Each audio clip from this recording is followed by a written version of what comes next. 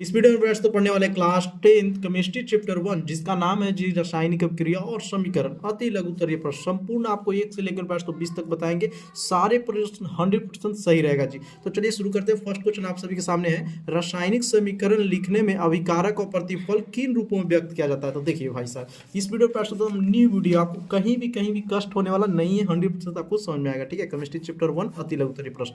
अति लघुत्तरीय का मतलब होता है ना कि एक नंबर वाला क्वेश्चन। ठीक है, देखिए रासायनिक समीकरण में ये क्या है जी सर जी, तीर है किसका, नीतीश जी का तीर के बाईं और अभिकारक को और दाईं और प्रतिफल को दर्शाया जाता है। जैसे देखिए आपको सामने एक दिख रहा होगा ना, यहाँ पे देखिए H2 दिख रहा होगा तो H2 प्लस Cl2 और अब क्रिया करके बनाता है HCl। ठीक है, तो ये हो गया बायां पक्ष, इसे बोलते हैं अभिकारक। क्या बोलते हैं जी, अभिकारक।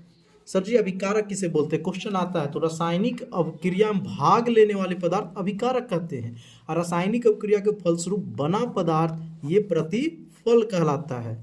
ठीक है, तो आपको तो इतना पता होगा, बायां और दायां। देखिए ये बायां साइड है और ये दायां साइड है। तो रासायनिक समीकरण में तीर के बाईं और अभिकारक को और दाईं और प्रतिफल को दर्शाया जाता है। क्लियर हो गया।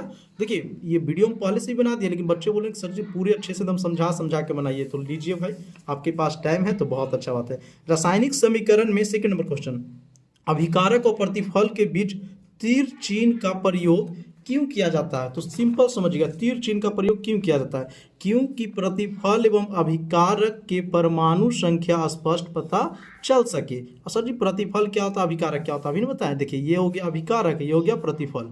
जो रासायनिक अभिक्रिया में भाग लेगा वो अभिकारक कहलाएगा और जो बनता है तो उसे प्रतिफल कहते हैं।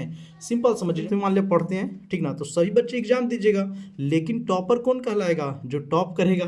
ठीक ना, जिनका सबसे ज्यादा नंबर रहेगा। तो जो भी रासायनिक क्रिया में भाग लेता है वो अभिकारक कहलाता है और जो रासायनिक क्रिया के फलस्वरूप प्राप्त होता है वो प्रतिफल कहलाता है। चलिए क्वेश्चन नंबर 3 देखिए, क्या समीकरण संतुलित है। आपको बताए थे कि समीकरण जो होता है वो दो प्रकार के होते हैं। कौन जी, एक संतुलित समीकरण और एक असंतुलित समीकरण। संतुलित समीकरण किसको कहेंगे, जिसमें अभिकारक और प्रतिफल बराबर हो।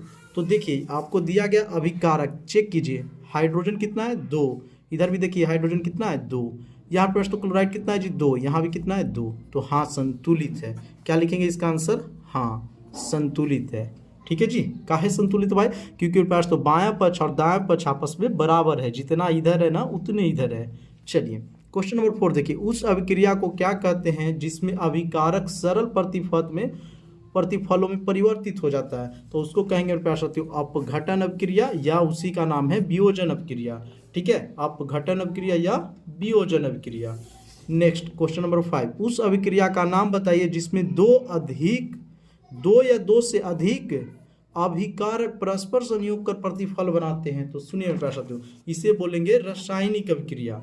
ठीक है, और देखिए संयोजन अभिक्रिया में भी वही होता है कि दो या दो से अधिक पदार्थ आपस में क्रिया करके नए पदार्थ का निर्माण करता है। तो आपको ऑप्शन के अनुसार प्राथमिकता किसको देना है, रासायनिक अभिक्रिया को। सेकंड नंबर प्राथमिकता देना है संयोजन अभिक्रिया को। पूरे विस्तार से पढ़ना चाहते हैं तो हमारे चैनल को सब्सक्राइब करके जुड़ जाए प्यारे साथियों। और प्रतिदिन लाइव क्लास चलता है, आप हमसे पढ़िए। आप हमारा ये नंबर ले सकते हैं, इस पर आप हमसे व्हाट्सएप पे किसी चीज़ को समस्या हो तो कॉल करके मैसेज करके पूछ सकते हैं। चलिए भाई साहब, नेक्स्ट क्वेश्चन 6 नंबर, किस प्रकार के अभिक्रिया में अभिकारक अपने मूलकों का विनिमय करते हैं। देखिए विनिमय का मतलब आप लोग को पढ़ेंगे प्यारे साथियों कि आयनों का आदान प्रदान करना। तो वो किस प्रकार की अभिक्रिया में, उभय विस्थापन अभिक्रिया। आप पढ़े होंगे कि उभय विस्थापन किसे कहते हैं, वैसी रासायनिक क्रिया जिसमें अपने आयनों का आदान प्रदान करता है। सिंपल समझिए ना कि आप शादी में देखे होंगे लड़के वाले और लड़की वाले होता है ना जी दोनों की ओर मिठाई लाते हैं, भी मिठाई का डब्बा रहता है और इनका पास भी मिठाई का डब्बा रहता है, एक्सचेंज हो जाता है। क्या करते हैं, इसका मिठाई ये ले लिया, इनका मिठाई ये ले लिए। तो यही हो गया उभय विस्थापन अभिक्रिया। समझे, अपने आयनों का आदान प्रदान करना उभय विस्थापन अभिक्रिया कहलाता है। नंबर देखते हैं भाई साहब 7, उभय विस्थापन अभिक्रिया का उदाहरण दीजिए जिसमें समीकरण को सिर्फ लिखना है। ठीक है ना, अभी बताएं कृपया साथियों उभय विस्थापन किसको कहेंगे, जिसमें आयनों का आदान प्रदान होता है। अब देखिए सिर्फ समीकरण को आपको लिखना है ना, तो कोई भी आप दे सकते हैं। फर्स्ट नंबर दे दिए BCl2, ठीक है, बेरियम क्लोराइड भाई साहब, और यहाँ पे क्या है सोडियम सल्फेट। अभिक्रिया देखिए अपने आयनों का आदान प्रदान, भाई साहब ये दोस्ती कर लेता है इससे और ये दोस्ती कर लेता है इससे, ऐसे इस रूप में। देखिए BS के साथ हो गया SO4, तो यहाँ से इसको मिला देंगे और Cl के साथ Na, तो NaCl बना लिया। NaCl किसका सूत्र है जी, नमक का। ठीक ना। चलिए, तो अपने आयनों का क्या कर लिया, आदान प्रदान। जैसे यहाँ पे समझिए NaCl है और AgNO3 है, यहाँ पे क्या है बताइए, सोडियम क्लोराइड, और ये है सिल्वर नाइट्रेट। NO3 को क्या पढ़ेंगे, नाइट्रेट, ठीक ना, और Ag से सिल्वर। तो यहाँ पे देखिए भाई साहब, Ag यानी सिल्वर के साथ क्लोराइड चला जाता है, और ये सोडियम है जो नाइट्रेट के साथ चला जाता है। तो क्या हो रहा है, अपने आयनों का आदान प्रदान। तो ये कौन सा क्रिया है, उभय विस्थापन अभिक्रिया है।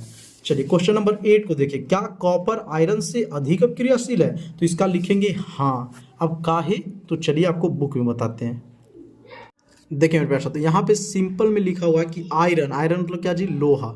कॉपर, कॉपर मतलब क्या, तांबा, से अधिक क्रियाशील है। आयरन जो है वो कॉपर से अधिक क्रियाशील है, ये आपको लिख लेना है, ठीक ना। चलिए आगे देखते हैं हम लोग। क्वेश्चन नंबर यहाँ पे कितना था जी, देखिए, क्या कॉपर आयरन से अधिक अभिक्रियाशील है, तो आपको लिख लेना है। क्वेश्चन नंबर 9 देखिए, क्या संयोजन अभिक्रिया ऑक्सीकरण या अवकरण अभिक्रिया है, फटाफट बताइए। तो देखिए इसको बोलेंगे हाँ। कैसे, तो आपको ये लिखना होगा। Fe मतलब आयरन, आयरन मतलब लोहा, इन बताया, S मतलब सल्फर। तो यहाँ पे देखिए ऑक्सीकरण हो रहा है और यहाँ पे तो अवकरण हो रहा है। तो ये एक क्या है ऑक्सीकरण और अवकरण दोनों है। तो आप ये भी लिख सकते हैं, ना तो सिंपल हाँ भी लिख सकते हैं। आ गया ये 10वां नंबर प्रश्न, क्या उभय विस्थापन अभिक्रिया ऑक्सीकरण अवकरण अभिक्रिया है। तो नहीं, बिल्कुल नहीं है क्योंकि अभी हम आपको बताए हैं कि उभय विस्थापन अभिक्रिया किसे कहते हैं। क्या जी, अभी बताए थे ना उभय विस्थापन अभिक्रिया की, जिसमें आयनों का आदान प्रदान होता है और इसमें तो ऑक्सीजन के साथ संयोग होता है और ऑक्सीजन को त्याग होता है। तो चलिए आगे देखते हैं। क्वेश्चन नंबर कितना है जी, 11। हमारे शरीर में भोजन का पचना किस प्रकार का अभिक्रिया है, ठीक है। तो देखिए अपघटन या ऑक्सीकरण, तो आपको ऑप्शन के अनुसार देख लेना। इसका राइट आंसर आप यहाँ से ये लिखिएगा, अपघटन, ठीक है। 1 नंबर प्राथमिकता ऑक्सीकरण रहे तो उसे भी लगाइएगा।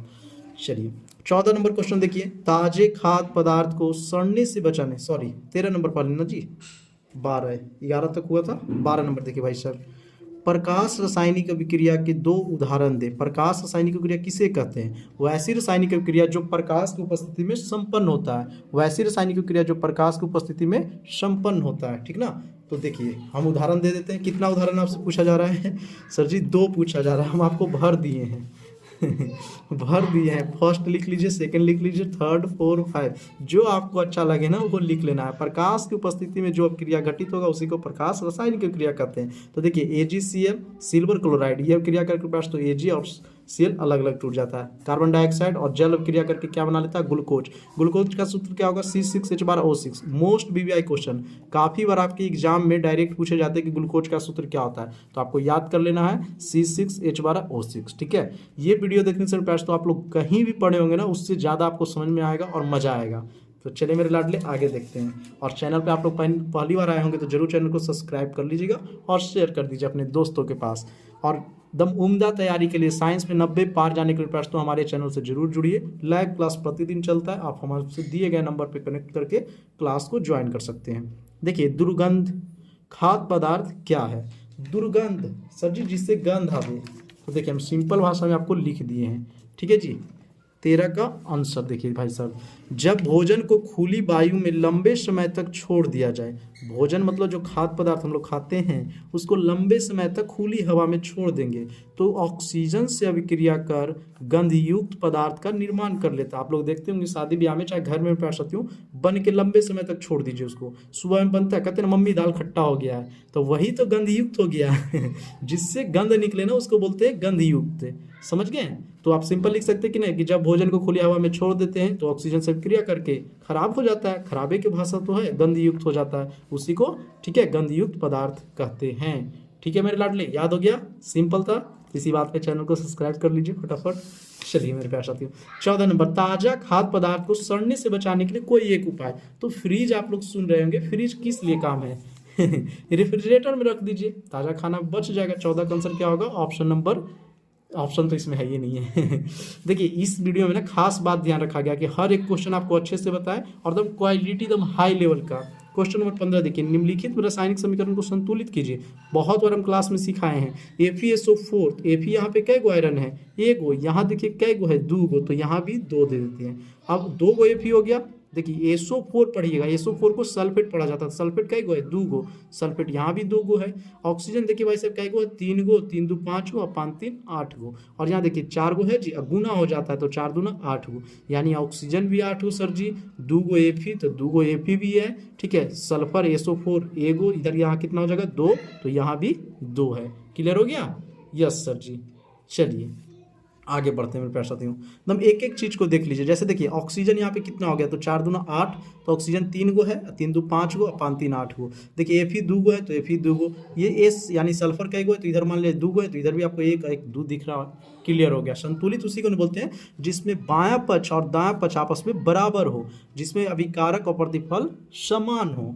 16 नंबर क्वेश्चन, एक ऐसी अभिक्रिया का उदाहरण दीजिए जिसमें से 2 यौगिक परस्पर संयोग करके एकल यौगिक बनाते हैं। 2 यौगिक करके जी और एक यौगिक बनाते हैं। तो सुनिए, कैल्शियम कार्बोनेट और कार्बन डाइऑक्साइड अभिक्रिया करके कैल्शियम कार्बोनेट का निर्माण करता है। यही आपको उदाहरण देना था, ठीक है, 16 का। तो आपको ये लिख लेना है। चलिए 17 नंबर, समीकरण इतना इतना भाई साहब निरूपित अभिक्रिया उदासीनीकरण अभिक्रिया, इस अभिक्रिया का दूसरा नाम क्या हो सकता है? फटाफट बताइए कि दूसरा नाम क्या हो सकता है। चलिए देखिए, तो यहीं पे हम लिख दें इसका लिख लीजिएगा ऑक्सीकरण अभिक्रिया, ठीक है। और दूसरा नाम क्या होगा? ऑक्सीकरण अभिक्रिया। औदासनीकरण किसे कहते हैं? तो वैसे रासायनिक अभिक्रिया जिसमें अम्ल भस्म से अभिक्रिया करके लवण का निर्माण करता है। 18 नंबर देखिए भाई साहब, H2O है और Fe, कौन सा पदार्थ ऑक्सीकारक है? कौन सा पदार्थ ऑक्सीकारक है? तो देखिए यहाँ पे ऑक्सीजन है और ऑक्सीजन बेचारा से निकल गया, तो ये क्या है? ऑक्सीकारक है। जो ऑक्सीजन को देता है उसे ऑक्सीकारक कहते हैं। चलिए 19 नंबर, जस्ता के साथ तनु हाइड्रोक्लोरिक अम्ल की अभिक्रिया होने पर हाइड्रोजन गैस मुक्त होती है, किंतु कॉपर के साथ यह अभिक्रिया नहीं होती है। क्यों? फटाफट आपको बताना है। चलिए तो फटाफट मेरे पास तो देख लीजिए जी, एकदम अच्छे से लिखे आपके लिए, एकदम सजा के दुल्हन बना के देख लीजिए भाई साहब। देखिए, क्योंकि तांबा को ही बोला जाता है कॉपर, इसका संकेत C होता है। जिंक जिसका संकेत Zn होता है, के अपेक्षा कम अभिक्रियाशील धातु है। एक हम आपको ट्रिक देंगे, पोके समय लेता है 50। कौन सा अभिक्रिया सबसे ज़्यादा अगर कोई अभिक्रिया है ना तो वो पोटेशियम है। पोटेशियम का संकेत क्या होता है? K होता है। तो पूरे अच्छे से हम बताए हैं क्लास में, तो आप लोग जरूर क्लास को ज्वाइन कीजिए भाई साहब, अगर आपको भी सपना है कि सर जी साइंस एकदम 90 पार कर जाएँ। चलिए, आपके सर के 90 पार है साइंस में, ठीक है, तो मेरे पास तो आप क्यों नहीं कर सकते? आप भी कर सकते हैं। और 20वां नंबर देखिए, पेट्रोलियम गैस के प्रमुख अवयव कौन सा है? ठीक है, पेट्रोलियम गैस पूछा है ना, तो इसका पास तो प्रमुख अवयव लिख लीजिएगा प्रोपेन और ब्यूटेन। तो आपको ज़्यादा ऑप्शन ब्यूटेन ही देखने के लिए मिलेगा, ठीक ना, ब्यूटेन। चलिए, इस प्रकार हम आपको 1 से 20 तक बहुत ही अच्छे से बता दिए हैं। अगर मेरे पास साथियों आपको वीडियो अच्छा लगा हो तो चैनल को जरूर सब्सक्राइब कर लीजिए और दोस्तों के पास ज़्यादा से ज़्यादा शेयर कीजिए। और आपको अगर लघुतरीय प्रश्न चाहिए तो फटाफट कमेंट में छाप देंगे कि यस सर दम जल्दी बनाइए, इसका ही बहुत जल्द बना के अपलोड कर देंगे। मिलते हैं नेक्स्ट वीडियो में, तब तक के लिए जय हिंद जय भारत।